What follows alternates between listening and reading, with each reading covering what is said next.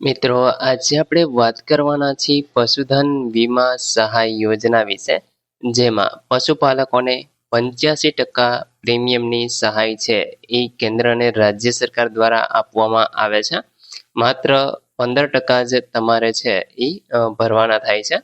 અહીં મિત્રો તમને વધુમાં વધુ 10 પશુઓ માટે આ વીમા સહાય છે એ મળવાપાત્ર છે. તો આ યોજના વિશે સંપૂર્ણ માહિતી તમને આ વિડીયોની અંદર આપવાની છે, તો વિડીયોને પૂરો જોવા વિનંતી. જો તમને વિડીયો ગમે તો લાઈક કરી દેજો, તમારા મિત્રો સુધી શેર કરજો અને ચેનલને સબસ્ક્રાઇબ કરી લેજો, જેથી આવી કોઈ પણ માહિતી આપ સુધી પહોંચતી રહે. તો ચાલો શરૂ કરીએ. આ યોજના પશુઓના વીમા પ્રીમિયમ પર સરકારની સહાય છે એ ખેડૂતોને મળવાપાત્ર છે. અહીં મિત્રો તમને 85% પ્રીમિયમ સહાય છે એ સરકાર દ્વારા આપવામાં આવે છે. માત્ર તમારે 15% સહાય છે એ જ ફાળો તમારો ભરવાનો થાય છે. બાકી આ યોજનાની અંદર તમને 10 પશુઓ માટે છે એ સહાય મળવાપાત્ર છે. મિત્રો, યોજનાના હેતુ વિશે વાત કરીએ તો પશુના અણધાર્યા મૃત્યુ અથવા તો નુકસાન સામે આર્થિક સુરક્ષા આપવાનો હેતુ છે. દૂધાળા પશુઓના વીમાને પ્રોત્સાહન આપવું, પશુપાલકોની આવકને સુરક્ષિત બનાવવી, પશુપાલન વ્યવસાયની અંદર જોખમ છે એ ઘટાડવાનો આ યોજનાનો હેતુ છે. અહીં મિત્રો, મળવાપાત્ર સહાયની વાત કરીએ તો વીમા પ્રીમિયમના 85% ભાગની સહાય છે એ સરકાર દ્વારા તમને આપવામાં આવે છે. માત્ર તમારે 15% ફાળો જ ભરવાનો થાય છે.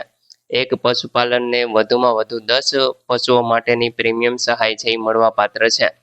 હવે મિત્રો, આનું જે સહાય છે એ તમને 3000 રૂપિયા એક પશુ દીઠ મળવાપાત્ર છે. તો ટોટલ તમે જો 10 પશુના વીમા પ્રીમિયમ કરાવો છો તો અહીં મિત્રો તમને 30,000 રૂપિયા છે એ સહાય પેટે મળવાપાત્ર છે. એમાંથી 85%, 30,000ના 85% સરકાર ભરશે અને બાકીના જે 15% છે એ જ તમારે ભરવાના થાય છે. તો આ રીતે મિત્રો તમને તમારા પશુનો વીમો પણ મળી જાય છે અને સરકાર દ્વારા છે એ તમને આ જે આર્થિક સહાય છે એ પણ મળવાપાત્ર થાય છે. વીમાની રકમ અને અન્ય શરતો છે એ વીમા કંપની અને સરકારની માર્ગદર્શિકા મુજબ આધારિત રહેશે. મિત્રો, લાભાર્થી કોણ? તો કે ગુજરાત રાજ્યના જે પણ પશુપાલક ખેડૂતો છે એમને આ યોજનાનો લાભ મળે છે. ગાય, ભેંસ અને દૂધાળા પશુ ધરાવતા લાભાર્થીને આનો લાભ મળે છે. આઈ ખેડૂત પોર્ટલ પર તમે આની ઓનલાઈન અરજી છે એ કરી શકશો.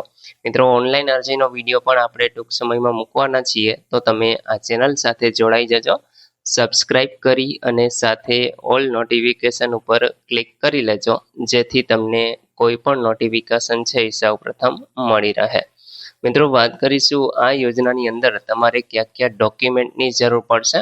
તો તમારું આધાર કાર્ડ, બેંક પાસબુકની ચોપડી, પશુની વિગત આપવાની છે. ઓળખના પુરાવા તરીકે તમે રાશન કાર્ડ અથવા તો કોઈ પણ અન્ય પુરાવા આપી શકો છો. બાકી મિત્રો, તમારે છે એ જો જરૂરી હોય તો રેશન કાર્ડ તમારે આપવું. બાકી મોબાઈલ નંબર અને અન્ય દસ્તાવેજો સરકારી, જેમાં 7, 12 અને 8 છે એ તમારે આપવાના થાય છે. તો આ જે તમામ ડોક્યુમેન્ટ છે એ તમારે અહીં આપવાના થશે. હવે મિત્રો, આપણે વાત કરીશું કે અરજી તમારે કઈ રીતે કરવાની. તો અરજી કરવા વિશેનો આપણે એક અલગ વિડીયો પણ બનાવવાના છીએ. બાકી આઈ ખેડૂત પોર્ટલ ઉપર તમે ઓનલાઈન અરજી કરી શકો છો. તો એમાં મિત્રો, પશુધન વીમા સહાય યોજના છે એ તમારે પસંદ કરી અને તમામ સ્ટેપ છે એ ફોલો કરવાના રહેશે. અહીંયા વેબસાઇટ પણ તમને આપેલી છે. હવે આપણે વાત કરીશું મુખ્ય લાભોની. તો પશુનું વીમા રક્ષણ છે એ તમને મળે છે. ઓછા ખર્ચે તમારે વીમો માત્ર 15% ફાળો જ ખેડૂતોનો એટલે કે પશુપાલકોનો રહેશે. અણધાર્યા નુકસાન સામે આર્થિક સુરક્ષા એટલે કે તમારા પશુઓ જો કોઈ પણ કારણોસર મૃત્યુ પામે તો એના સામે છે સરકાર તમને રક્ષણ આપે છે. સરકાર દ્વારા પ્રીમિયમમાં સહાય છે એ મળવાપાત્ર છે અને પશુપાલકોને નાણાકીય સ્થિરતા છે એ પૂરી પાડે છે. હવે મિત્રો, અહીંયા વીમા કવરની અંદર આવતા જે પશુઓ છે એમાં તમે જોઈ શકો છો ગાય, ભેંસ છે, આ તમામ પશુઓ છે એ તમારી પાસે હોય તો આમાં તમને કવચ છે એ મળે છે. બાકી મિત્રો, વધુ માહિતી જોતી હોય તો તમે આઈ ખેડૂતની જે ઓફિશિયલ વેબસાઇટ છે એના ઉપરથી ને મેળવી શકો છો. બાકી આપણે જ્યારે ઓનલાઈન અરજી કરશું ત્યારે તમને એ તમામ માહિતી છે એ આપવામાં આવશે. તો મિત્રો, આશા રાખું છું કે આ વિડીયોની અંદર તમને પશુપાલન વીમા યોજના વિશે સંપૂર્ણ માહિતી મળી ગઈ છે.